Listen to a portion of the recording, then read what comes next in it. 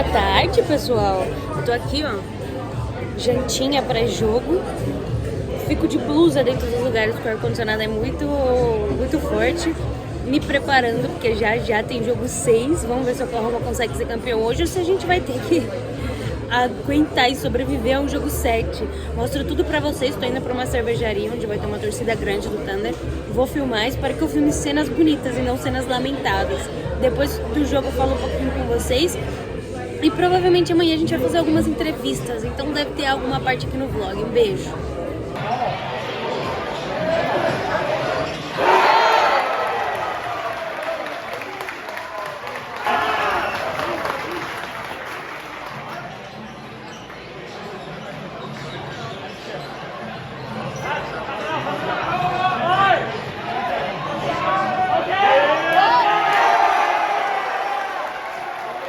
Com vergonha de gravar aqui que estamos tomando um sarrafo. Não é por nada não. O bagulho tá tenso, tá? Ó, 4 minutos do segundo quarto. Os caras não erram. A gente tá 1 de 9 na bola de 3. Para além da tristeza, tem um mano aqui com a peita do pouco sério. Depoimento escondido. A gente tá perdendo de 22 pontos e a galera tá tranquilona. Já vou fazer um vídeo ao contrário aqui. Aqui é mais tranquilo.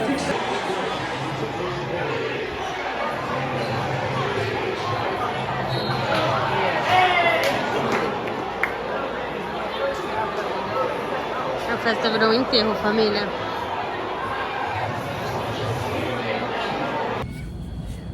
Tô indo embora. Tô indo procurar um patinete. Camisa do J-Dub, perdendo de 30 pontos. Eu não vou ver o final do jogo. Vocês vão me desculpar. Eu não vou ver o final do jogo. Apresentação pífia. Bola de 3. Banco não veio. Ninguém veio, sinceramente. Ninguém. I'm like, there's no way I can leave on You're Sunday. here. You There's got no it. way I can leave on Sunday. You There's no way. you stay until Monday too? I'm staying till Monday. So I booked, Yeah, me too, I man, booked yeah. everything. Did you buy the game 7 already? I'm not. I don't know. Yeah, that's gonna be super I gotta go. I'm expensive. going Yeah. to a bar. So it's like Yeah. 1,200. But you know what? I tried to go to a bar. It was like a real popular one. Everybody.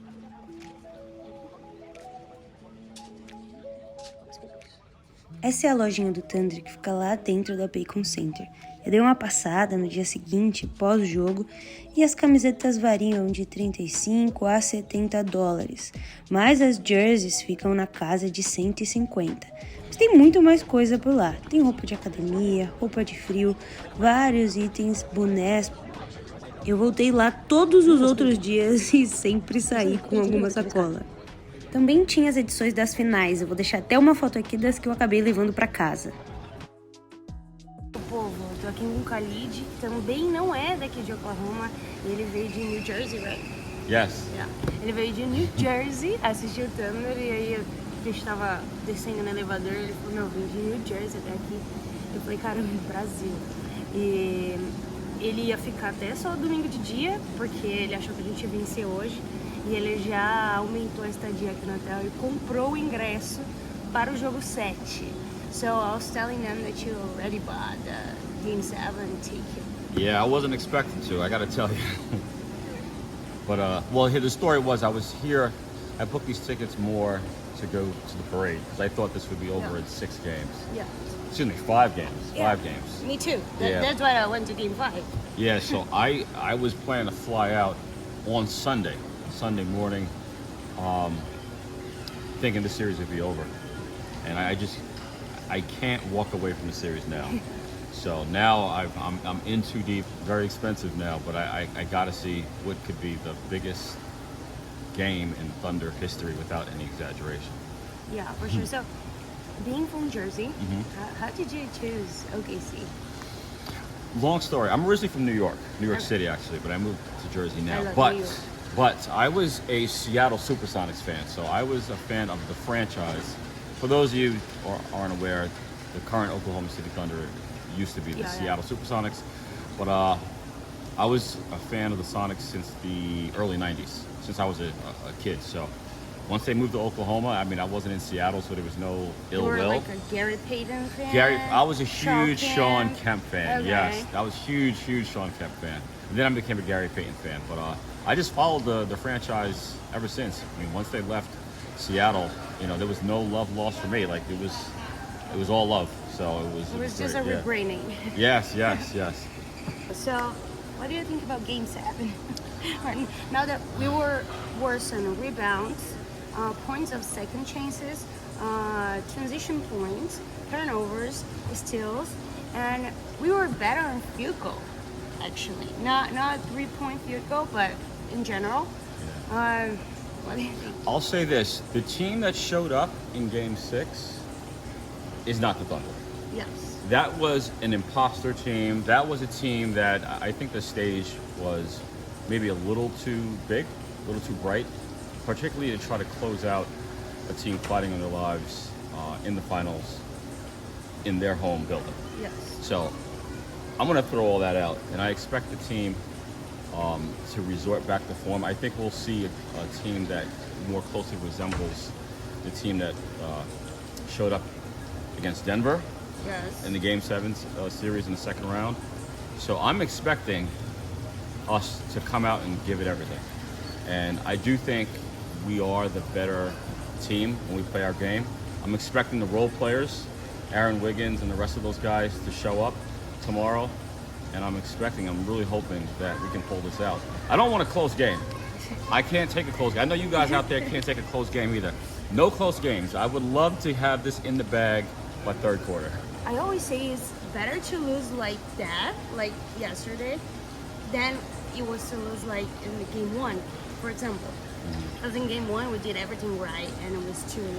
Oh, that was the worst. Yesterday was like, okay, nothing is happening. We cannot make shots, we can defend, we can do nothing. Yeah. So we know exactly what we need to do, which is the completely opposite from Yeah. yesterday, right? That I can speak for myself, but also some Thunder fans that I've spoken Yeah. to.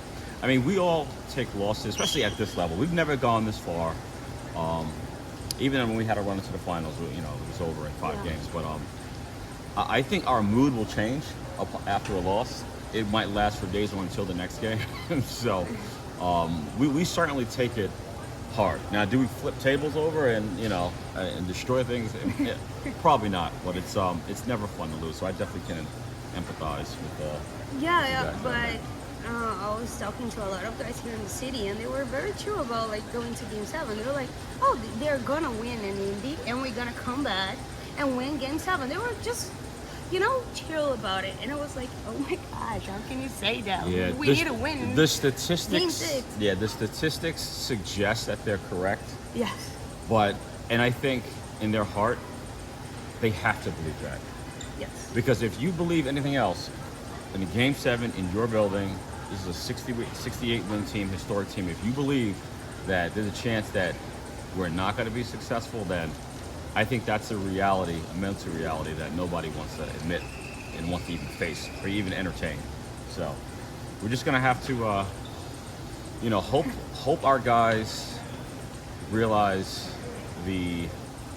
how big this game is, but don't get overwhelmed. Yeah. Be where your feet are. Be in the moment. It's like you guys, what about Chet? Let's talk about him because he has the biggest plus minus of this series for Thunder, but he also shooting 35% of field goals. He is not making shots, and he could be like a centerpiece of Game 7 if he can plays out defense and then put like 15, 20 points and 10 rebounds. I think he is the piece, because I feel like J-Dub and Shai, they gonna appear. They will put like at least 20 points for J-Dub and 30 for Shai. But what about Chet?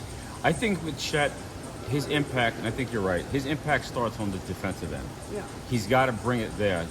Defensive end, toughness, rebounding, kind of the dirty work. His offense, I believe, will come. He just can't be hesitant. If the shot presents itself, shoot it. Yeah.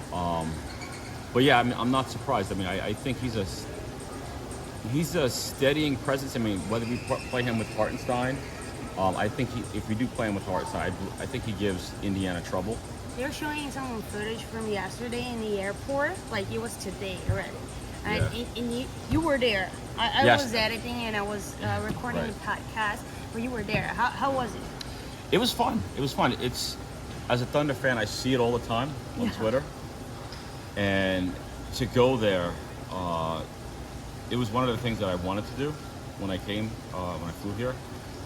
But it was good. They had like a DJ. Yeah. They had a DJ there, so he was playing music and keeping the vibes going. You know, they had an MC like on the mic in UKC, OKC. They were giving out the big like fat heads. Yeah. I was fortunate enough to get one, a Chet Holmgren one.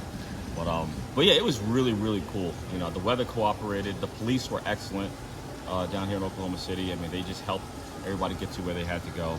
So, just send a message to the Brazilian fans at Thunder. Of Thunder, Yeah. hey guys, we appreciate your support worldwide. I mean, this is our time. This is a special time of year. This will be the first championship ever for the franchise. So, I mean, just everybody keep faith. Everybody support the team from afar. I know everybody, at least in this country, has their own superstitions. Yeah. Not to do this or do this. Game night, game time. Everybody, do it. You know, just whatever it is that you think will help us, help the team. And I think if we collectively do it, we'll pull this out, and we're gonna hoist that trophy at the Paycom Center. Yeah, we will. And Yeah. you'll be there. I'll be there. So I'll follow be there. him to see more content of our championship. Yeah, yeah. Oi, pessoal. Já tô aqui no quarto de hotel, tô arrumando minhas coisas, porque é meu último dia em Oklahoma. Espero que vocês tenham gostado do vlog, curtido a entrevista com o Khalid, o Thunder Shop e, sei lá, pra quem torce pro Pacers, que tenha gostado do jogo de ontem, né? Eu assisto o jogo 7 do Brasil, mas continue me acompanhando que a gente vai sofrer ou ser feliz juntos. Um beijo, foi bom demais estar aqui com vocês.